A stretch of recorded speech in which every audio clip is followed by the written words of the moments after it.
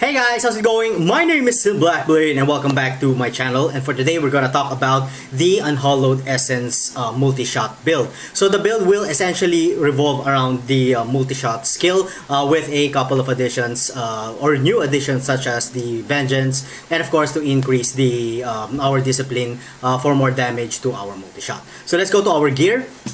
Alright, so since this will be a full set piece build, of course you're gonna need to complete the Unhallowed Essence with your boots, pants, and your gloves. Of course, with your shoulders, your armor, and of course your helm. For the weapon, of course, you're going to be needing the Yang's record for this one. As you can see, I wasn't really lucky to be able to get an ancient type one. I've been farming this for about I think I finished about 10,000 shards. I still can't get the ancient one, but yeah, you are going to be using the Yang's record for this one. This will allow our multi-shot to shoot 50% faster.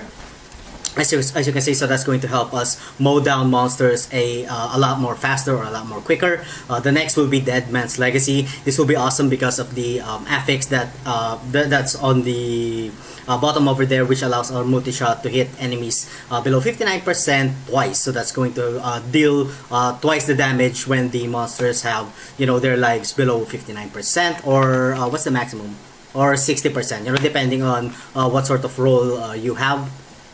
Of course, for our bracers, we are going to be using the Reaps of Clarity. This will be awesome because of the fact that we get a 30% damage mitigation for this one after we use a Hatred generator. And for our belt, I was actually trying to farm for a Hellcat waistguard, I think. No, the Witching Hour, so that we have an additional crit hit damage. But then I can't really get it. So what I ended up getting was the Crashing Rain. This is the ancient type.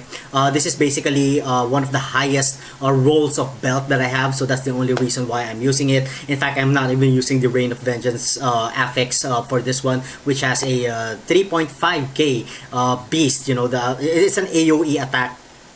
I don't even have the chance to use that, but I highly suggest that you guys get the Witching Hour instead. Of course, for our rings, we are going to be using the Bastions of Will. You can't really replace this. This is an awesome damage boost, to every single damage that you have. Of course, the focus and the restraint will be over there. And what else? Of course, for your amulet, any amulet will do, but I highly suggest that you guys get a Hellfire amulet. Similar to this one. The Call of the Weak passive is actually pretty good because we get an increased damage of 20% against slowed or chilled enemies. Of course, that's going to work well with the Bane of the Trap. And of course, speaking of our skill gems, or no, not skill gems, our gems, we are going to be using Bane of the Trap. Of course, the Bane of the Stricken, this will be our boss killer. And of course, we have the Gem of Efficacious Toxin. Now, you can actually replace the Gem of Efficacious Toxin with either the Zay's Stone of Vengeance or the Bane of the Powerful. Either way works well. It will be depending on your playstyle or on your taste. So yeah. So again, this will be a cooldown base so that we could get the Vengeance up almost 100% of the time. I think I already have it at 100%, or about 0.5 seconds interval. As you can see, please pay attention to the Vengeance over there while I talk about the cooldown reduction. My cooldown reduction is at 37.99%, and at that, I still have a few seconds or point something seconds left. As you can see right here, and the Vengeance is up, but there's this slight delay of about 0.5 seconds before I could reactivate it. Nonetheless, it's still at almost at 100% uptime. Of course, we have our crit hit chance at 54%, crit hit damage 434%. We're not doing too good when it comes to our physical and holy resistance. Typically, you want that at about 600, but with the current setup that we have, it doesn't really matter because of the 30% damage mitigation over here, and we have another 35 damage mitigation over to our shadow power. Alright, so let's go to our skills. When it comes to our primary skill, anything will do. I just wanted to use the evasive fire with the focus over here, so that we can get a wider area, I believe, or we could shoot 3 more monsters. But anything will actually do. It really depends on your playstyle or taste. But what's important is, you know, you just shoot with your primary skill, and then, you know, just spam multi-shot, you know, as the Bastions of Will procs.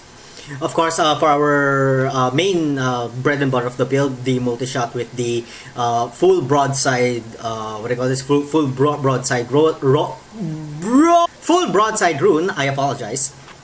Yeah, so that's going to be a physical skill, so it will scale up with the physical skill damage when it comes to the Reaps of Clarity. So yeah, I highly suggest that you get a physical damage bonus on your Reaper's Wraps. That scales a lot. Of course, for our other skills, we're going to be using the Shadow Power with the Gloom. Next is Vault with Tumble for our movement, for our movement skill. Next, we have Preparation with Invigoration, so that we can permanently increase the maximum discipline by 20. As you know, the Unhallowed Essence or the multi-shot gains more damage as we have every point of discipline we have. So the more discipline that we have, you know, the better, the more damage our multi-shot will do.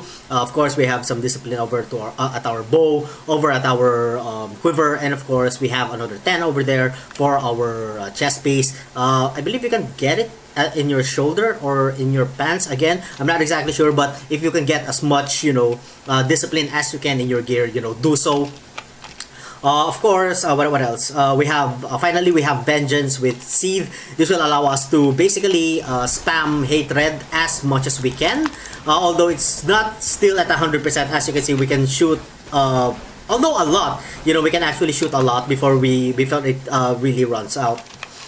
So yeah, when it comes to our passives, we are going to be using Steady Aim, Ambush, Singled Out, and of course Perfectionist.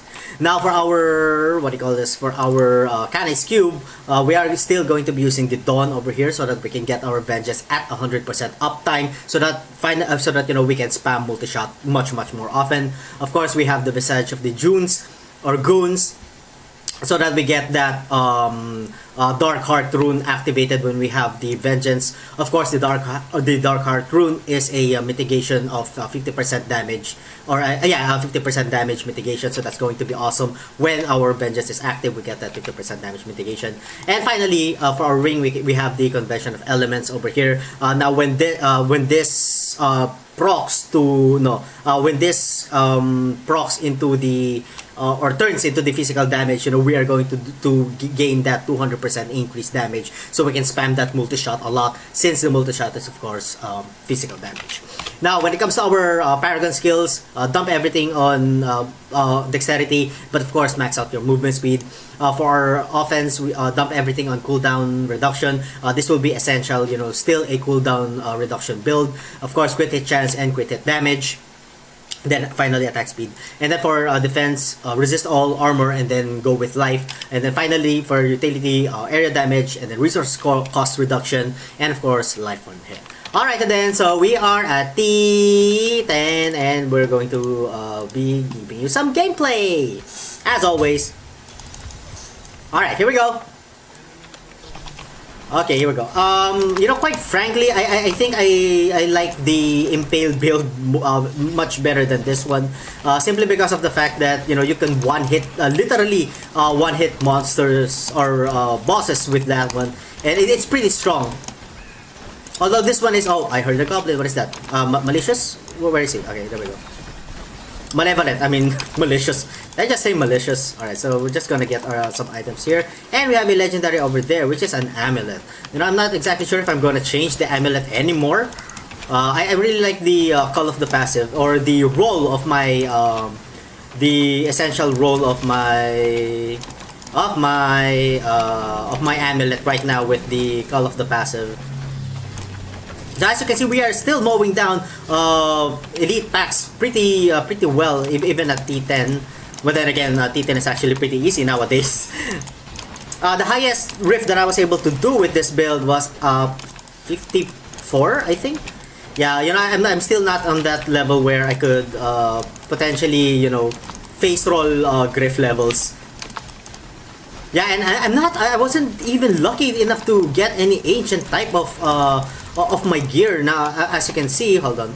As you can see, I only have like 1, 2, and the belt. and the rest is just, you know, it's just trash, or it's not ancient. But I mean, it's not trash, but they're not ancient. So yeah, I'm not being lucky when it comes to the rolls of my. Oops! I saw a elite pack over here. When it comes to, you know, my gear, ancient types rolls of my gear, and I've spent a lot of time here, you know, or a lot of blood shards and a lot of time. All right, so we have a scoundrel's token over there. You know, not bad at all. At first, I was using the Unity for the ring, of course, but then I decided to. I decided that I kind of tested it out, and I thought that, you know, even without the Unity, you know, I could do T10 quite fairly, and you know, I could still do. Although GRIFT 53 or 50 and above, you'll probably need to use what do you call this? The Unity, or it really depends on how much ancient gear you have. You know, the more ancient gear that you have, of course, the more tougher your character will be. And I really don't have that, you know, pleasure or opportunity yet. Not unless I really hardcore farm this. But quite frankly, I'm getting a little bit tired with the build, or with the Demon Hunter. It's not that it's bad, you know. It's actually pretty good. I really like it, but you know, I wanna play other characters as well. There's a lot of changes when it comes to set pieces, so I want to try them all. Specifically the monk, you know, I want to go back to my old monk habits. Yeah, because essentially, you know, monk is like my favorite character here in Diablo 3. Monk and the barbarian. But I'm not saying that this is bad at all. Ooh, I'm getting pretty good when it comes to my drops. Ooh, I hope that is an ancient type. Please let it be an ancient type. Hold on, let's just look at it, you know. Please be ancient. Son of a bitch. Anyway, let's continue with the gameplay. Oops, another goblin. Drop something good, baby. Drop something good for daddy. Alright, so we have shoulders and we have belt. Okay, I hope that's the Witching R. Is that the Witching R? No, that is not the Witching R. God damn it, son of a bitch. The Witching R will, you know, increase the damage a lot of the multi-strike. I mean, it's already doing it. Wow, I am getting pretty lucky with my drops today. Normally, I don't really get this lucky.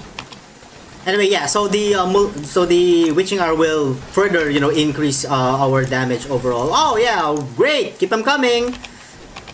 But I really need the Witching R, guys. Do I need to sacrifice a goat? What is this? Path of Exile. Okay, so yeah, I am taking my time. I do apologize. It is still pretty enjoyable. You know, I found this to be rather enjoyable. But when it comes to efficiency, I think that the Fan of Knives and Impale build is still far more efficient than this one. You know, clear time wise. But you know, with probably good drops and items, I probably think that this will be or this will fare as well. Whoa! Do I need to shut up? Hold on. Okay, here we go. Oops! What the hell? Okay, so we have the boss right here. Oops! Hello. Alright then, so the boss is dead.